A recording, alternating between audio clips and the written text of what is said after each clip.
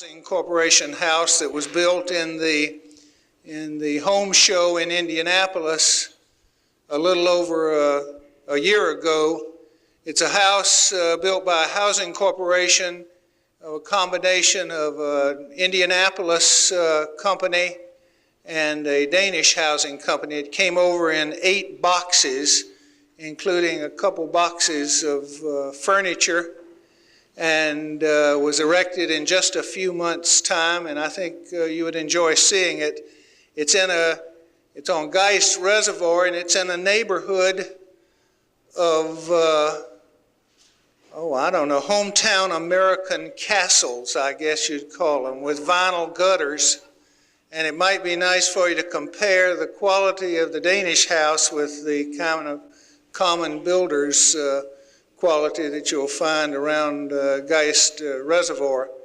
The house has been bought by some very happy clients, a man who used to live in Muncie, and we'd like for him to stand up. Bud Kraft, would you and your wife stand up? They gave us, along with the house came a full-size construction model of the house, and so we're very happy to have that model here. It's the first time we've ever had a full-size model in the school. Many of you might not know, but I hope you'll take a look. The landscape plan for the house will be posted tomorrow, and if you'll take a look then, you'll see the landscape designs done by John Russell of our landscape faculty. John, would you stand up while you're here?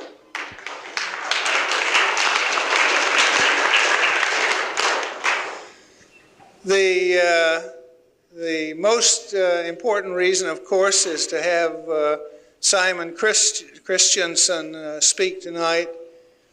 Simon has been on our faculty since the beginning of the spring semester, so this is his 4th week with us, and he's with us till the end of this. This will be the 5th week that he is with us. He leaves on Saturday, and Sunday a Russian arrives to take his place with his 4th-year studio and with his elective, and then several weeks later another Danish architect joins us, joins our faculty. Simon was the co-director of the tour of Danish architects who came here 2 years ago. And so it was starting with that time that we started to recruit him to come here and to teach historic preservation with our faculty. Simon is one of the few architects in Denmark whose most of their practice is in the preservation area, and most of his experience has been in the preservation area. And I doubt that there is a castle or a palace in Denmark that he hasn't had some preservation experience with.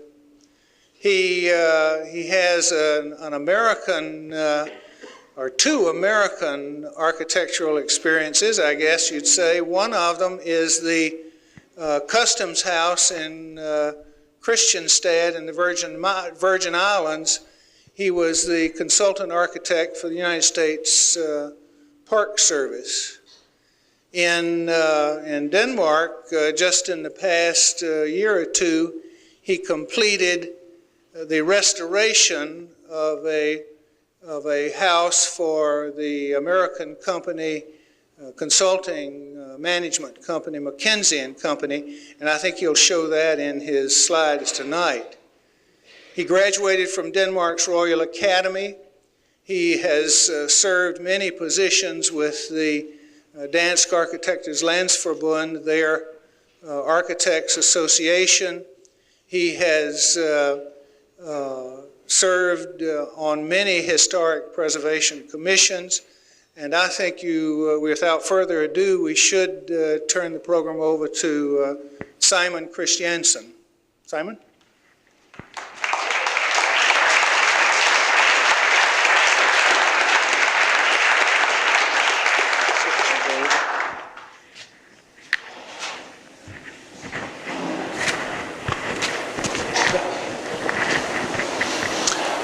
Thank you for welcoming me.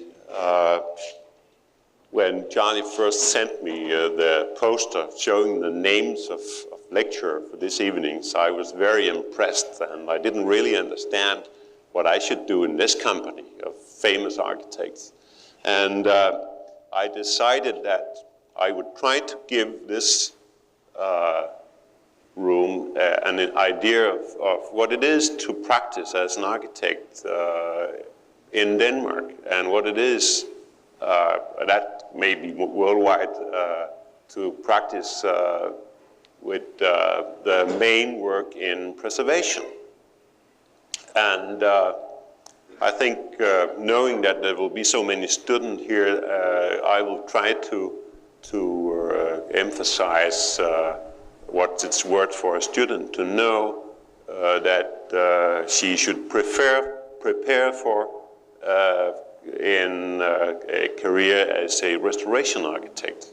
We call it in Denmark restoration, very seldom preservation. I think there's some grades of quality. I have had the chance of working a lot with buildings which is more or less museums, and only a few of the buildings I have dealt with was actually buildings that should be used later on for offices or whatever it was. And knowing that I brought myself into a situation like that, I would say that I would be very happy if we could end this evening with me answering your questions about what I have been doing, what I have shown you, and also the question you may have about running an architectural office in Denmark, and maybe I can tell you something about the differences in our countries. In order not to forget it, I will thank you for receiving me very nice in this school. It has been a very, very nice experience, and the atmosphere in this school is very friendly. And I will tell you, you have something very precious here, and I know you are caring for it, and I am very happy to have been able to share this for these few weeks. I would very much like to come back in some years to see how it's developing over here. Thank you very much to my colleagues and my students. Thank you. My little lecture here will deal with, I will show you very few slides from Denmark, so you have some idea of what Denmark is. And then I will show you lectures. In my lecture, I'll show you pictures of what I have done in my profession. I think I will go about 10, 12 years back. And I will end up showing pictures of some very specialized field in our profession, namely dealing with old craftsmanship, and dealing with the fact that you need to look into old type of craftsmanship to be able to restore that kind of craftsmanship in old buildings and other things. I'm ready for the first set of pictures.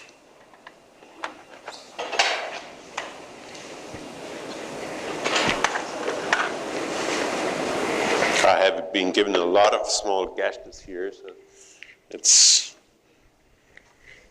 I hope it functions.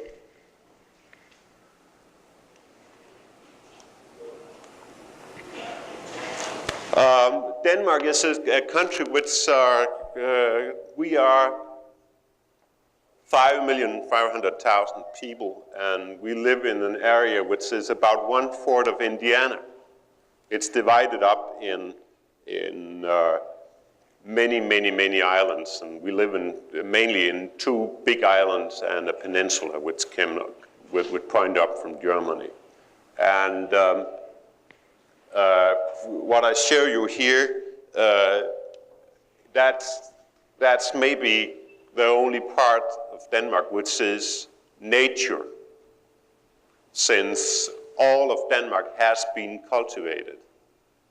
I'll show you a funny little dune we have, but Denmark is all cultivated, and such a wood as you have here to the left, that is also cultivated land. It's a piece of wood which is a part of a estate, a farm.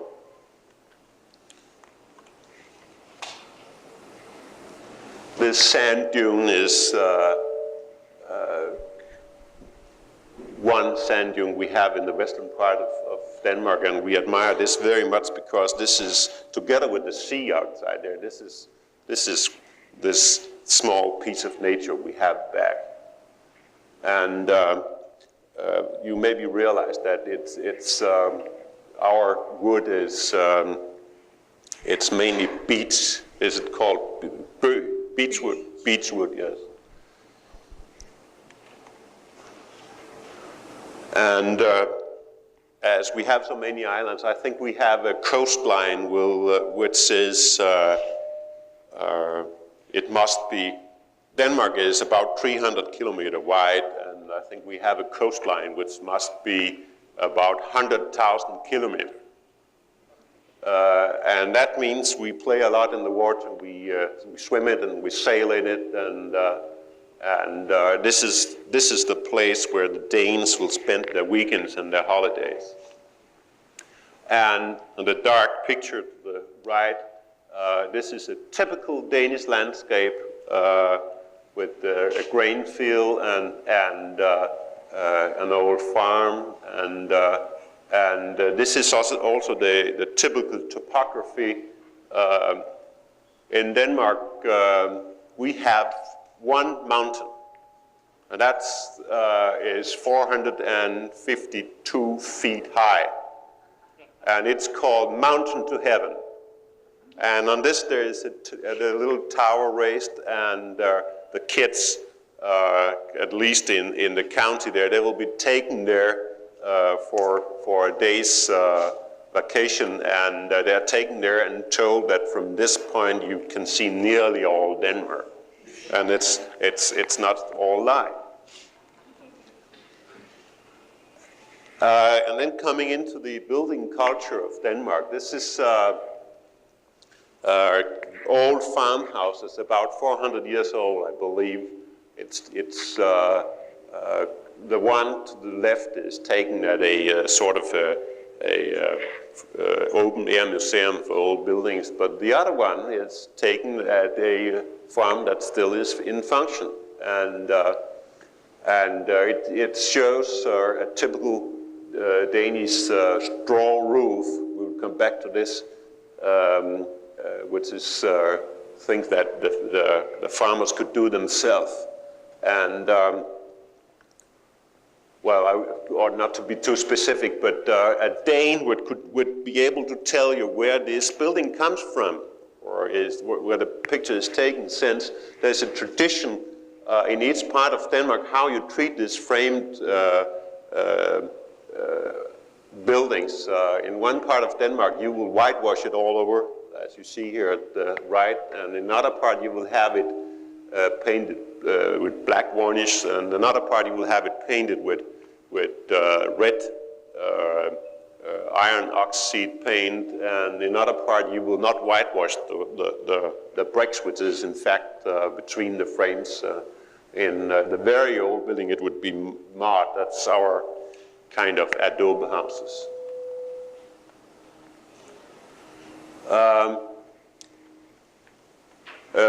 These churches, that's, although I have to admit that this one is very seldom found. It's on one island, this church is found. But this is the very first kind of building we see in Denmark, and it begins to be very elaborated and thoughtful, and built of very nice and steady materials. And that's in about the 8th century. We have in Denmark about 2,300 village churches like this. And the original part of this will be this part here, except this one. And that will be built in granite stone, and it will be built in around 800. And all these churches, they will be added to. The nobleman would build such a little chapel for burying his family, and when the community got rich enough, they will build this tower of bricks, and that would normally coincide with the fact that they had the technology of welding bells for the tower. And later on, they would add a little apsis here with the altar. But originally, it will be 800, and this will be 1,200. And this church is built of natural granite stone, and this sort of Gothic things is, in fact, also from around 800. It's done to have a very light structure in here. It's shingles on the roof, and the bell tower has been built much later, and it's obvious you couldn't add a bell tower to that sort of structure, so it was built as a separate building a few yards from the church.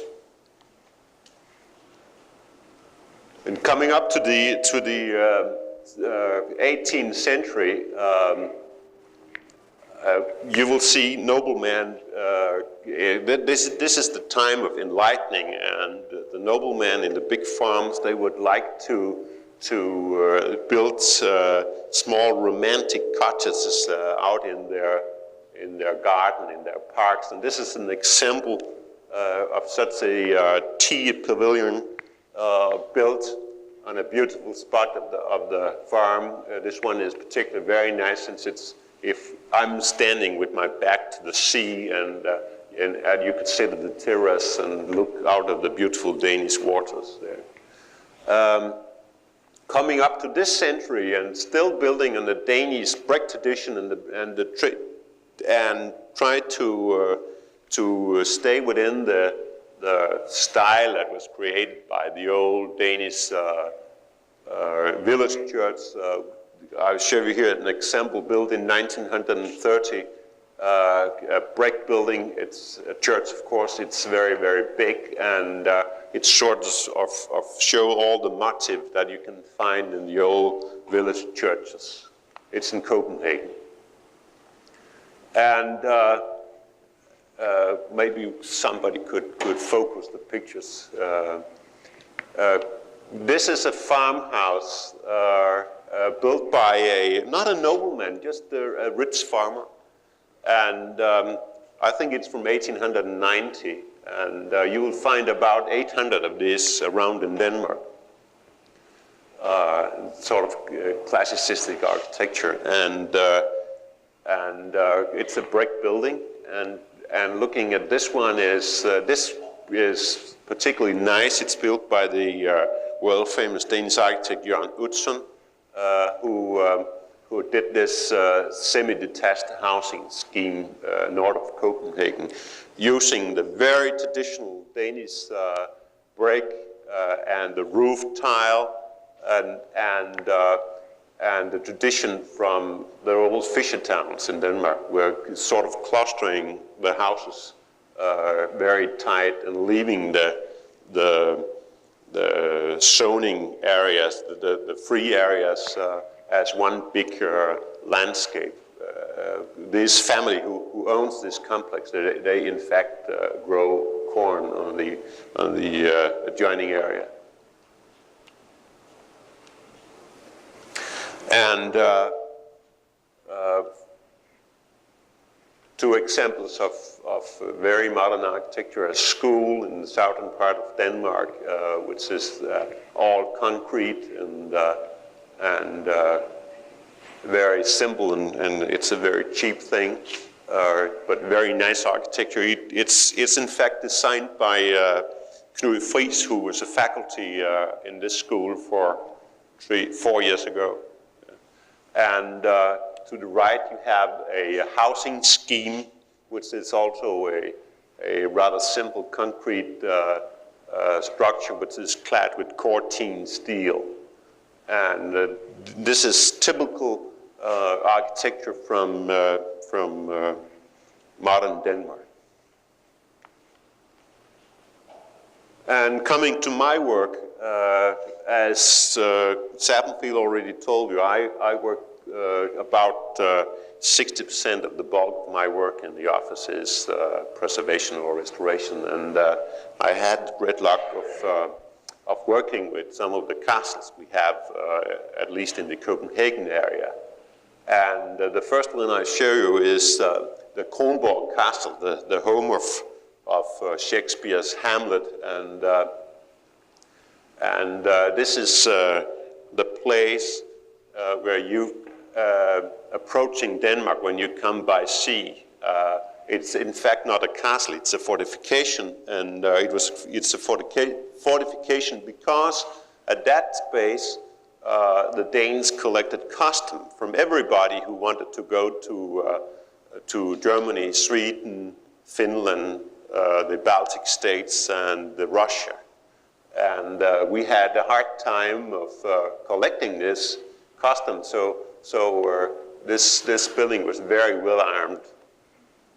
They don't shoot off anybody here. It's because the Queen is passing by out there in the sea, so they salute her with 21 shot every time she sails in her yacht and past this. And my work has been, it's after this picture has taken, I have repaved all the streets here and sort of recreated the escarpments here.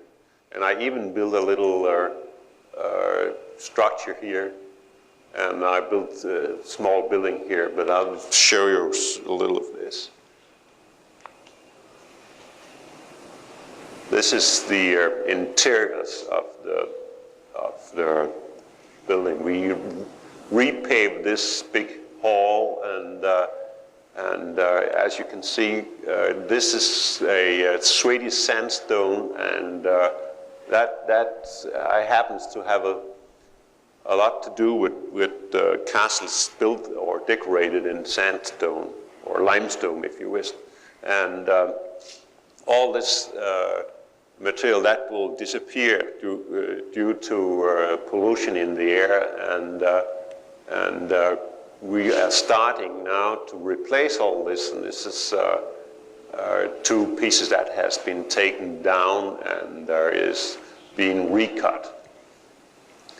And that will go for most of the detailings of such a castle. I have a son, and when I sometimes, well, when he was very little, 5, 6 years old, I will pass the Amalienborg castle where the queen is living, and she will tell his friends that my father built this castle here, and that was fine. Now he's a little more suspicious, and when I show him things like that, he will say, "Well, Simon, this is very nice. What did you do?" And this is an example of how small details you have to deal with. This areas here, this is the same area, in fact, that had been paved with black asphalt and concrete. And that was completely out of context with the fortification. So we had to find out how did they do that sort of paving in the old time. And very carefully, we worked with this so it looks very natural.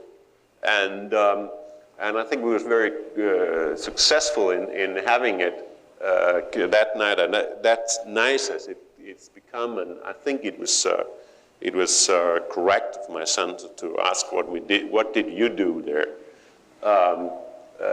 Somebody would recognize we took away a lot of windows, and we also sort of, I don't know if it's called whitewashing when it's yellow, but retreated, took away the plastic paint and had this coloring back again.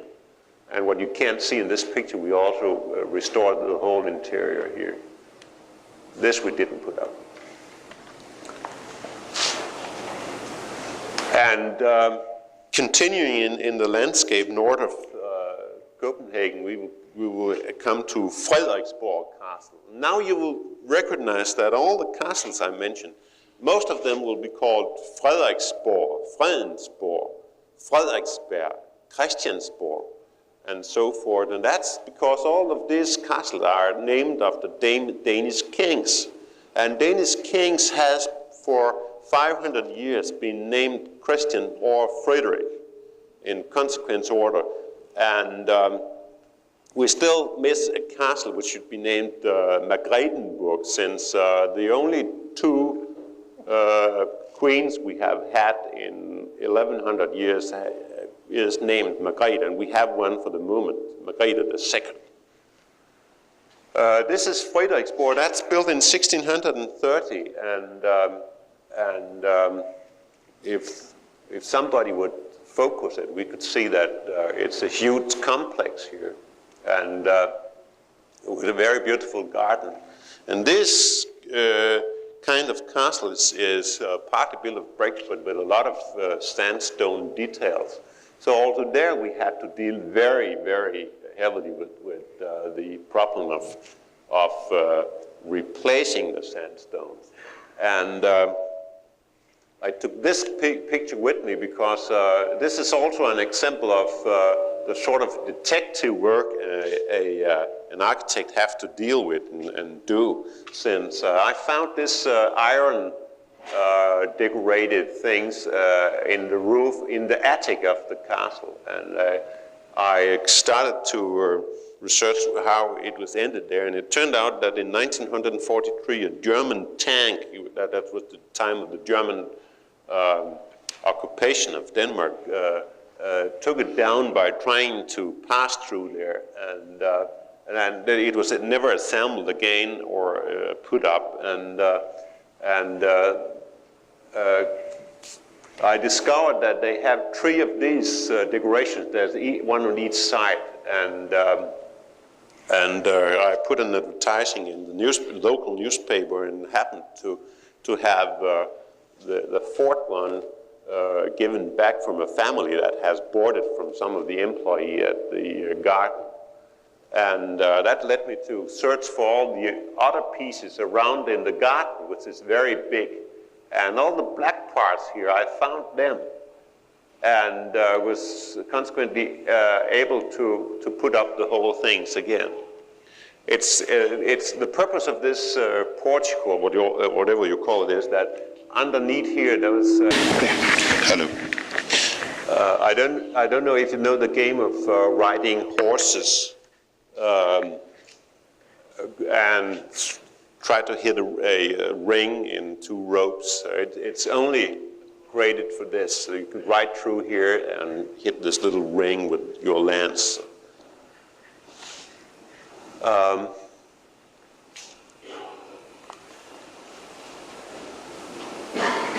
This is an example of, this is the main portico to the inner court, and this is an example of what's happening with the air pollution in Denmark. The air pollution comes up from the industrialized areas in Germany, east and west, and from England.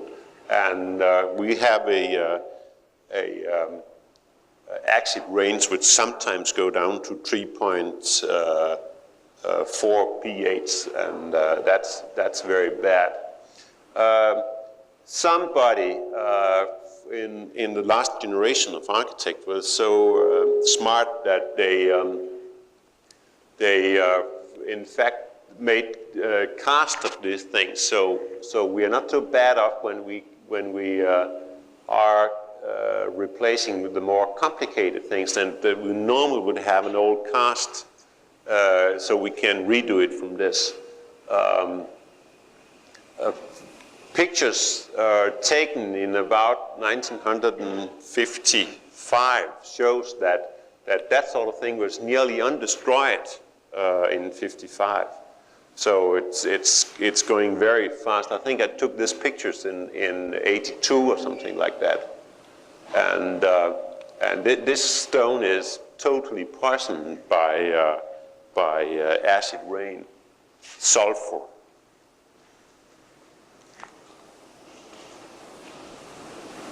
And this is the King's Hunting Lodge, built in 1736 outside, north of Copenhagen.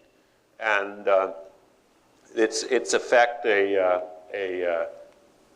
building built only for hunting purposes, and the king's family could have their lunch in there.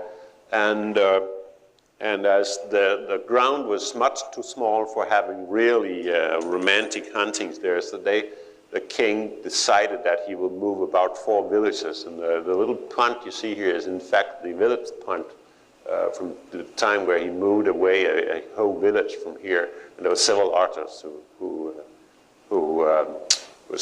which was moved. This is, by the way, this is the best golf course in Denmark.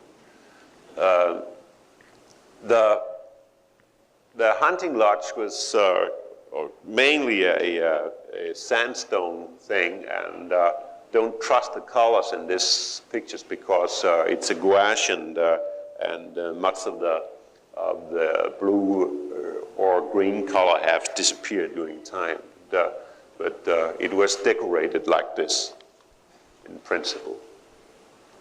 And this is how it looks when we started restoring it, and we had to take away, even most of the sandstone is pretty well preserved. It was put out with iron anchors, which was in the masonry here, and that was sort of destroying the stone, so we had to take it down, all of it, and replace the anchors and reuse part of the sandstone. This is the Amalienborg Castle in the center of Copenhagen, which is in fact the place where the queen and her husband is living. And this castle has been finished in 1741 by a famous Danish architect who had his education in Germany. And that's built in a Rococo style, and it's using a Swedish sandstone, which is a sandstone bound with calcium. Since we have this acid rain, it will totally lose its inner strength. So it will the facade and the decoration would simply rain off in our atmosphere.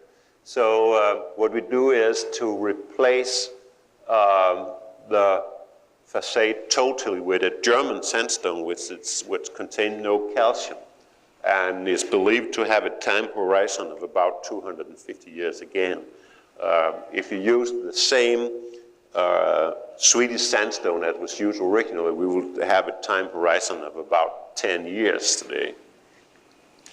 And I'll show you some details of this. I don't know if you are aware that the Europeans, they treat the sandstone surface with a very white sizzle that is sort of applied to the stone with a very low angle, very small angle, and this is to sort of take some of the quartz corn down in the surface again and make a much harder surface. It's a sort of impregnating the stones against rain. And it's of course a thing that you could use in your architecture. The Germans, they call it in fact Schau-Rio, and it comes from the German word Schau, to see.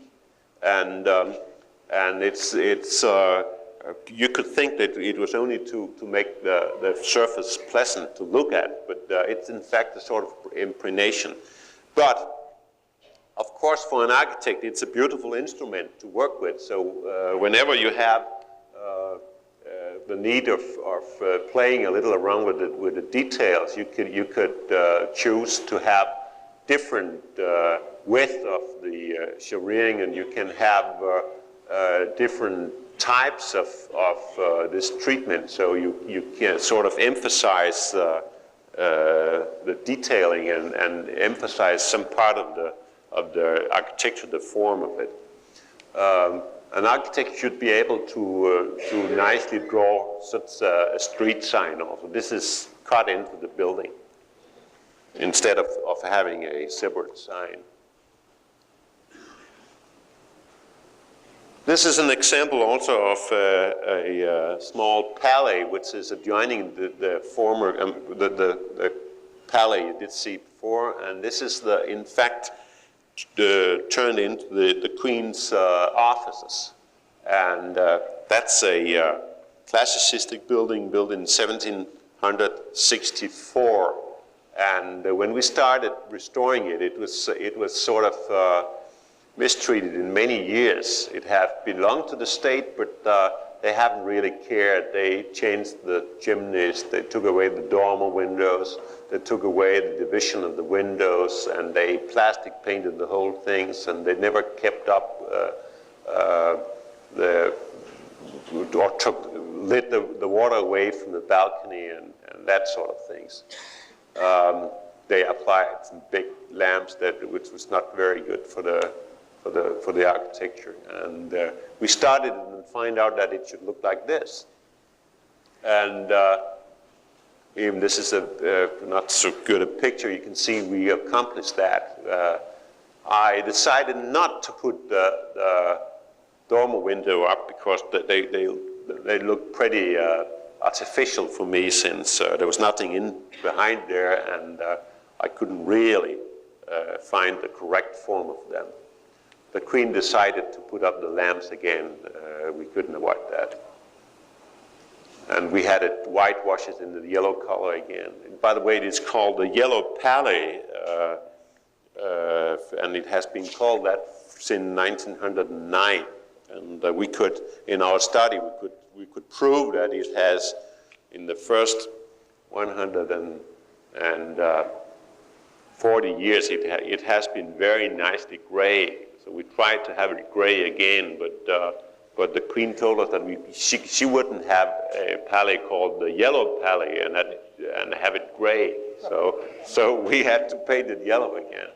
This is an example of how the surface, I think there's no current on this anymore, how the surface is looking when a facade has been painted with plastic paint for many years. This is the part of the decoration here. We also deal with a little so-called Chinese tea pavilion, which is in the garden of Frederiksberg Castle. This is, to the right, it's Frederiksberg Castle. Today it's a school for officers in the army. And if I'd taken this picture, turned around about 180 degrees, I will look at this little building there, which is a wooden building looking like that. Excuse me. Could I have the two pictures back? I can't do it here.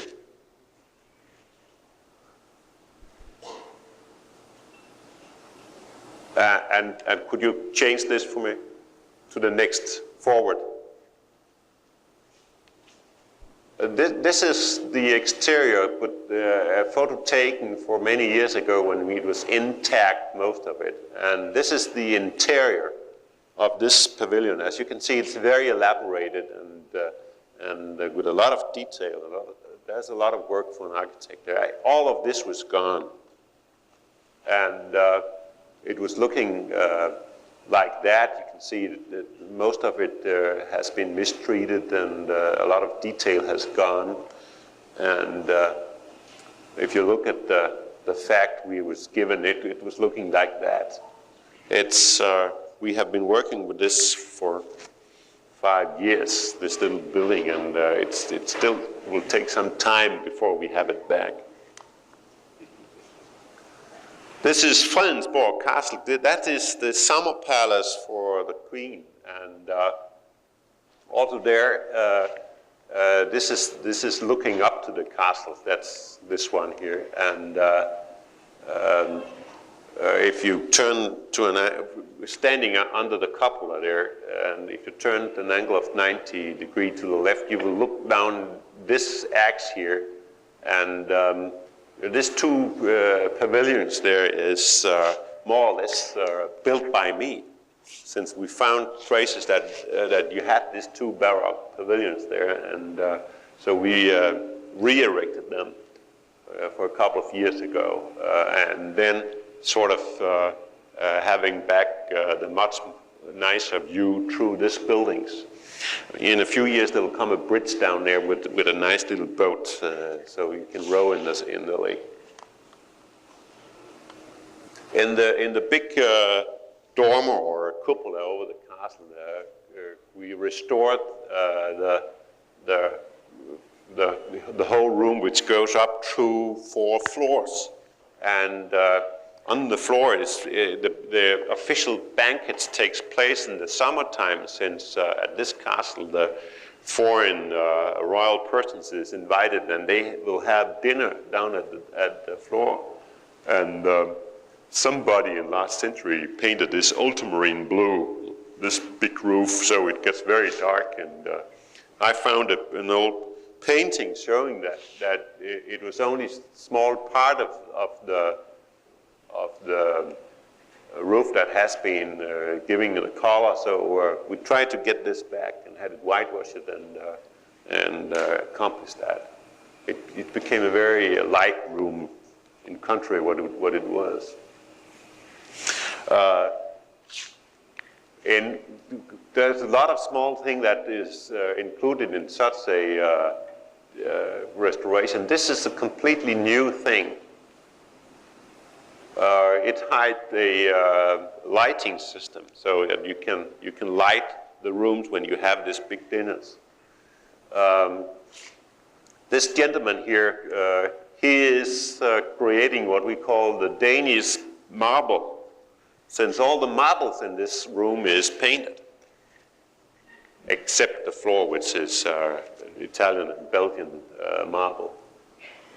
And it's just in our day very hard to find a person who could do this kind of work, but we also got that. We had a competition between some painters to do it. This is an example of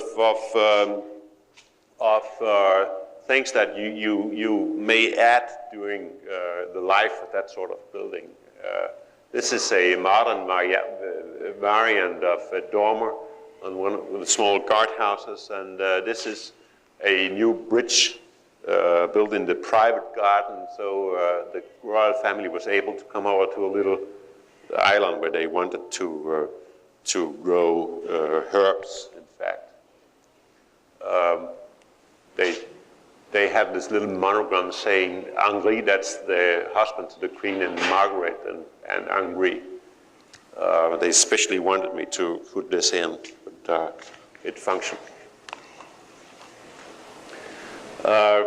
Sappenfield mentioned that I made a commission for the American company McKinsey & Company. It's a business consultant, and this is the house which is facing the government in the very city of Copenhagen. It's called Gustmeyers Gård, and you see it here before and after. In fact, this was very little part of our work, since we restored the interior. And that was really something to do there. In the facade, it was very easy, since it was mainly to replace the windows in the basement and do something. We took away the small balconies here, and we moved the nameplate from here. It's in fact sitting there today.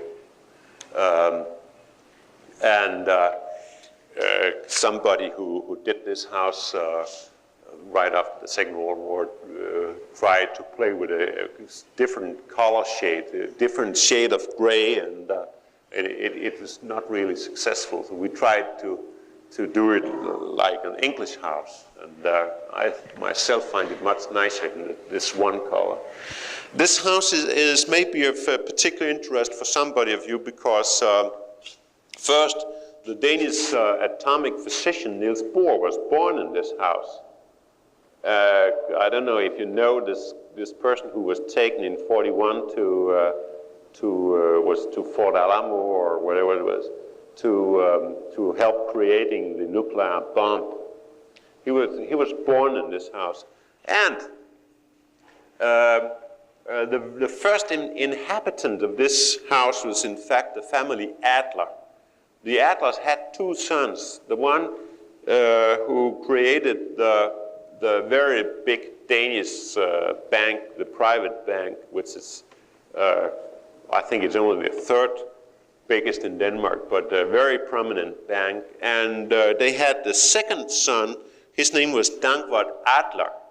He found that there was no position for him in his family business, so he emigrated to Chicago, where he met a young architect. His name was Louis Sullivan, and they created an office together, which was named Adler and Sullivan. And he was born there on the first floor.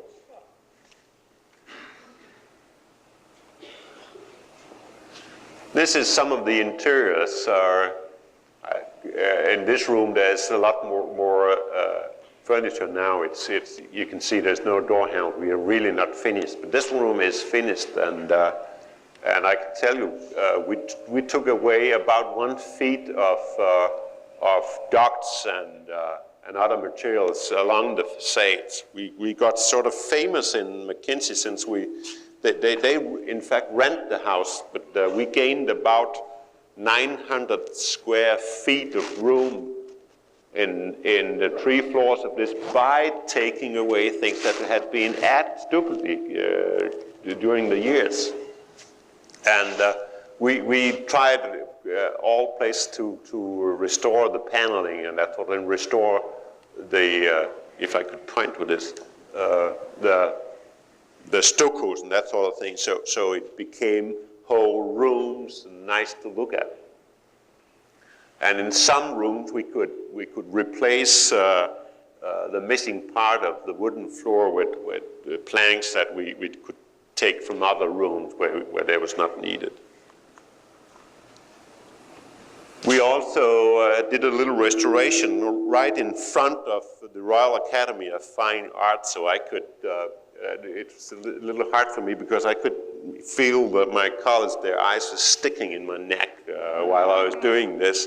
And it is a sort of a very little house, and what we did there was to put in a new door and in fact make a Chinese restaurant in the house. It was formerly a one-family house, and I don't show interiors in this because it needs a very wide-angle lens to do this, but we created a new stair which goes through all the floors and replace all the technical equipment and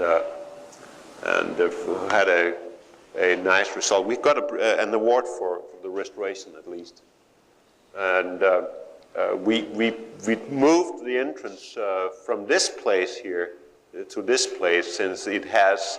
This is much more prominent since it's faced the big square which is in front of the house there, and it has for about, I counted it to 78% of its time it has been there, but it has been in 6 other positions during the years. This is a commission that we work with for the time. This is a church from the 11th century, brick church in north of Copenhagen, and we're going to replace the windows and do the interior once again, have new benches and new lighting, and take away the steps that has been added there, and restore all the equipment in there, and make a new heating system and make new floors and that sort of thing. That will be a very typical commission for a restoration architect in Denmark, since we have so many of these from this time. And an example of a small commission for normally people which is not very wealthy. This is a house which is, I think you can find around 1,000 of them, or 600 in Copenhagen. And this one particularly is built in 1670. And this is quite normal that the owner of this would come to us and ask us to do something with his shop front and replace the tiles on the roof and paint it, and we'll help them with this and try to come up with something that adapt to the texture of the house and the structure of it. And this is the result of such a typical commission. Being a practicing architect, I can tell you that it's never profit, that sort of works. It's too hard. This is the square between the government's castle, Christiansborg, and this is the High Court of Denmark. And over here, it's in fact this picture here.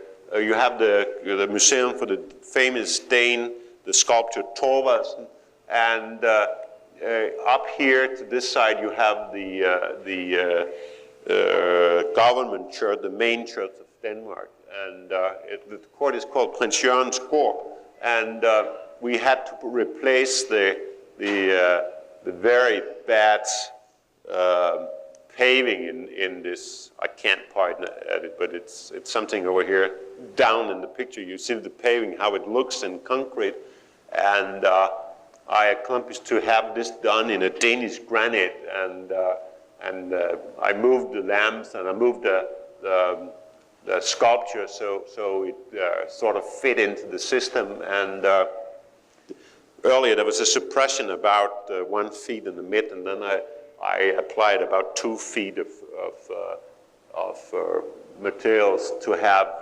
a curve going upwards instead of downwards to sort of have a nicer perspective in the square. And in the same area, the same church I mentioned, that we also redid the cupola and created such a glass of things there. And all of this is done by me down there too. And this is details in copper. And in the same church, we also replaced part of the stairs that's facing the street. Very typical works. An office like mine will be working at the same time with up to 150 different small commissions in the restoration. And an example of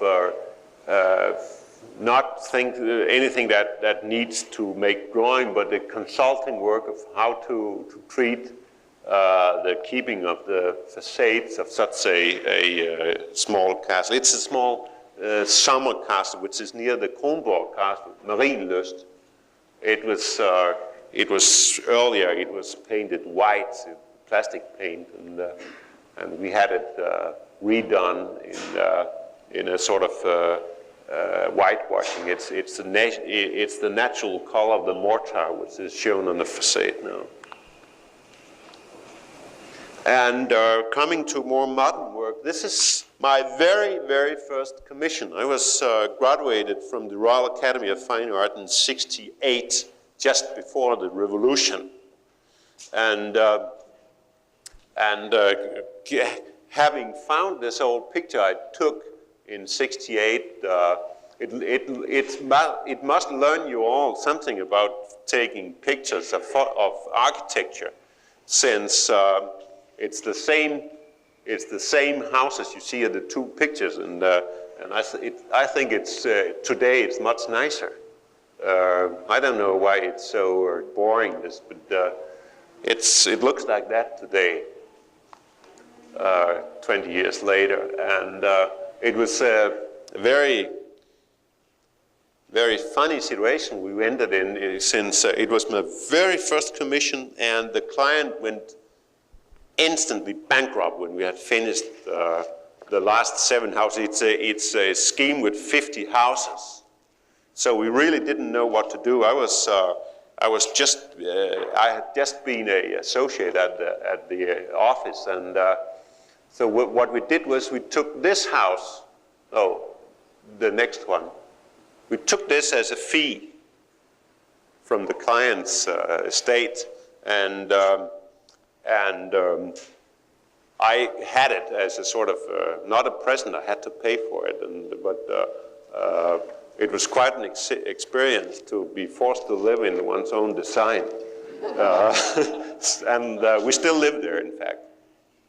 It's a very nice surrounding. It's north of Copenhagen. It's the same house as you have over here. It's not my dog. Some of the thing we do is also to help small corporations with coming up with very cheap office spaces or showroom spaces. This is built in the harbor of Copenhagen, as it shows. And it's in fact a very simple standard farm barn house, and with simple materials on the facade and the roofs, and then I try to play a little around with the materials on the facades and try to create interesting interiors. The room you see to the right is in fact the room up here. And this building is in 3 floors. Normally there would be 1 floor with a huge balcony. It's very, very cheap, although this particular room is not, it's not expensive, but it's made for a person who sells very precious furniture. So he wanted that the contrast in materials in the showroom should not be too heavy, so we created this dark wooden floor, and he came himself with this part, the wardrobes or whatever you call it over here. But to tell you, a normal Danish office building would cost about 7,000 crowns per square meter. This house has cost about 2,300 per square meter, so that's interesting. And it's very simple. We play a little with the entrances. This is an example of renovating a big office floor in a building from 1957. It's a small merchant bank who doesn't deal with customers directly. It's more or less just an office, and they have a dealer table to deal with bonds and stocks and that sort of thing. And we took away all the walls here and recreated them to closets. It's in fact, in some of the places, if I could point with this, I can't. It's this closet, they hide columns. But since I like to play a little around with them, some of them you can open them, then you have your coats in there. And between the columns you can open them, and then you have all this office hangers and shelves and that sort of thing. And in the behind of the room you hide photocopying machinery and that sort of thing. And there's a very low ceiling height, so we did something special there. This is the entrance room with the secretaries you meet when you come out of the elevator. And this is the director, the executive manager's office, and his toilet. The little things of steel up here, that was something we created, since there's a little mechanical thing that turns on the cistern here, and the little one here, that's the black one. You can there's a blue and a red bottom, in fact, and you can push for hotter and colder water, and there's a tableau showing the temperature in centigrades, and there's a black spot, you can turn it off. And all the machinery is in the marble closet here. And for many of the clients, we will normally help them with their personal bathrooms at home, and this is an example of how we do this. And that's in an old house out of Copenhagen. And this is in fact in the same house, looking into the master bedroom. It's a small doorway between the master bedroom and the dressing room. And this is particularly interesting since I'll tell you how it sometimes is when you have to deal with the client and you're not agreeing exactly what the client do. This client asked us to do a very big renovation of their house, and they really had no program for it to the roof. You can form the straw as you please, because you cut it with a scissor, in fact. And you just bind it with iron thread or copper thread to the wooden structure underneath. It insulates very nicely. And it will stand there for 30, 40 years in the climate we have now. And then it has to be replaced, which was done by the peasant themselves earlier. And there's, for each part of country, there's a particular way of ending the roof on the top. This is the one you use in Sjælland, the very big island. And it's the place for this house, in fact. And this is some of the tools, and that is how it ended when it was quite new.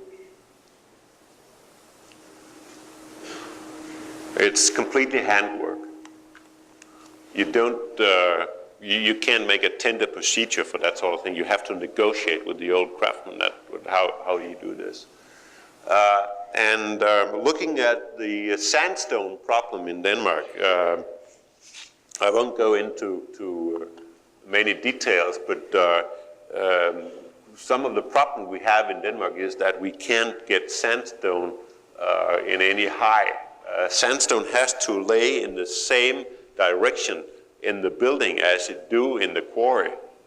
And so it's become important to have sandstone in a certain high, and we can't get sandstone in Denmark that is higher than 1.5 feet, as you can see in the picture to the right. It's a very high quality sandstone, but it's not high, and it has a reddish color. That means you can use this for stairs and certain details in the building, but as soon as you come to the architectural details and sculpture, you have to go to Germany or Sweden to get stones there. In Germany, you will be able to find near Dresden stones which is not 1.5 feet high, but which is up to 3 meters high. That's 9 feet. As you can see in the person there. It's a quarry near Dresden, which is called the Sculptures Quarry.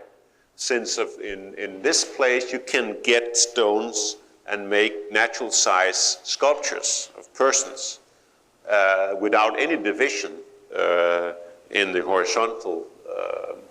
You can also have stones which has the colors you need for the restoration you use in Denmark. You can have them in different shades of gray, and some of it will have iron parts in it, so it gets reddish or more or less yellow. And an example of how we still in Denmark use the so-called Thorvaldsen punctuation system. This is the system used for copying exactly from the original to the new things. This is a little phony ape. I think it must be something he do for his pleasure, for his family, or whatever. But this is the real thing. And that is, in fact, also punctured. That punction means that with this instrument you can find the exact place of any point in the air in 3 dimensions and replace it on the thing you are doing right now. And I'll end up with showing you the kind of work you have to move into when you work, at least in restoration, since nobody else would supply the information for you. You have to ask for it yourself and find people who can do laboratory work for you and explain what's happening here.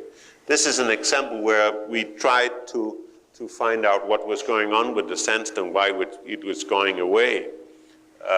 We know that that sandstone disappears through the fact that when you apply acid rain to sandstone, this acid rain will get in contact with the calcium in the stone, and this calcium will bind in the stone the quartz corn together.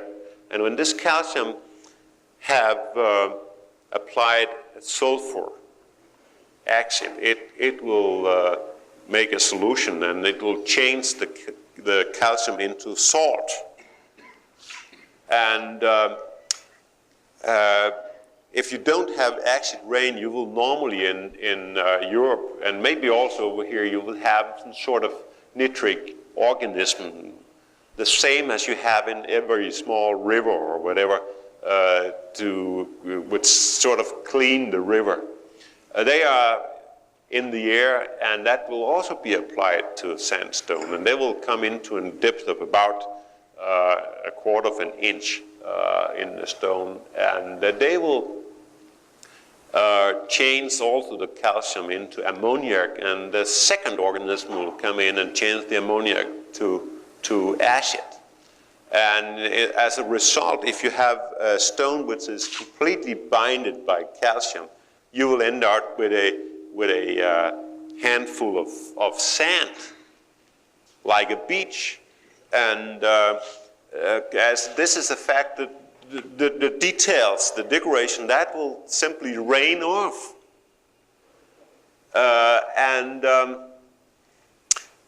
If you have had the unluck of not using the stones or putting the stones into the building in the same direction as it lays in the sedimentary mountain, you will have created a situation where it will, instead of rain off, it will peel off, because the rain will then go down what was earlier horizontal, and it will peel off like opening a book. That you did see it in one of the pictures before. And I tried to recreate this process and sort of speed it up very, very much, and apply it to the different stones that we could use and that was at hand for us. And the stone up here, that's the old Danish Nexø sandstone, which was used for most of the castles in the 1600s. And the two lower here to the left is stones. We reopened this quarry and took the stones up, and the actual fact is that we tried to find out how good the quality of this stone was compared to the old one and compared to the three different stones we have here imported to Denmark. We have the B type there, that's the sculptures quarry in Dresden, which do have this yellow color, and the C ones here, that's the Swedish sandstone from Gotland, which was used in the Rococo period to almost all the castles in Denmark, and a stone which we have a very big problem with, and we try not to use anymore. And the D ones here, that's a German stone which comes from West Germany, a quarry which is called Obernkisten, and that's the stone we use for the very precious Amalienborg castle where the queen is living. So let's see what happened when we speed up this procedure. This is the old Danish sandstone. That's its examples taken out from old buildings, and you can see that it's likely that this will disappear very fast. And to the right you have the sandstone from the sculptures quarry, and you see that it's at least it keeps its form, but it's likely that some of the stone will disappear in time. And to the left you have the modern Danish Nexø sandstone, which shows that it's very solid and very strong, and is only affected very little by the effect I'm speaking about. And to the right you have the German Obernkisten sandstone, which is also very solid. To the left you have the Swedish sandstone. And this is, in fact, after the first cycle, that should replace about 10 years in a building. And as you can see, it has this book-like peeling off situation. And to the left, to the right, you have more example of the good Danish sandstone. I will tell you what's happening when you rearrange calcium into salt. You will automatically have a very big physical action in the stone, since salt, it's a crystalline, and it has very different characters when it's a solution and when it's dry. Since it changes, between these two situations, it changes size, it changes volume. And when a salt solution dries up, it will sometimes, some types of salt, that will gain about 105% in volume. So you will imply a very strong pressure, very strong action within the stone. And the stone is sort of explode from the inside. It peel off or it cracks off in the surface, and open the new area that can be poisoned or contaminated by acid and start the situation again.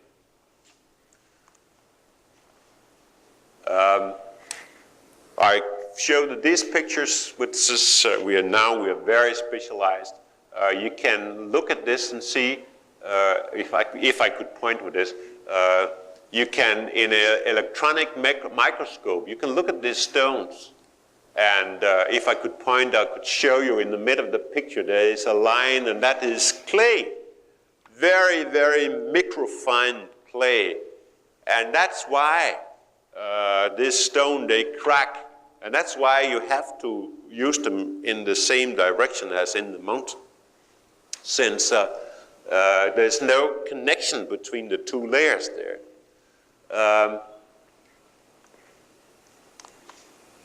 Another set of picture, it's maybe a little clearer in this picture, which shows the same stone, and you have now seen it in three kind of polarized light.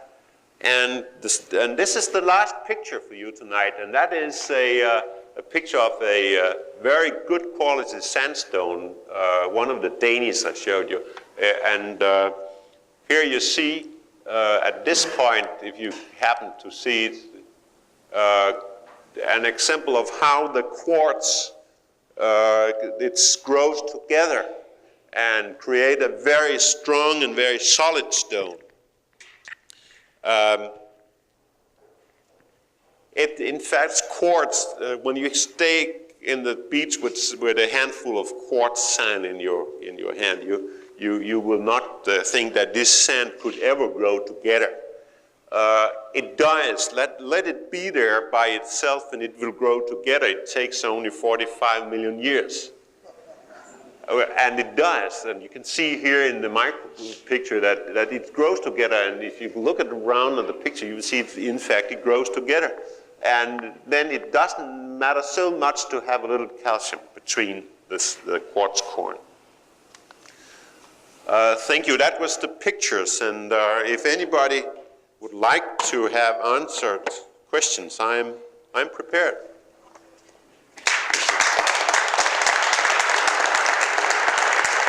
And we managed.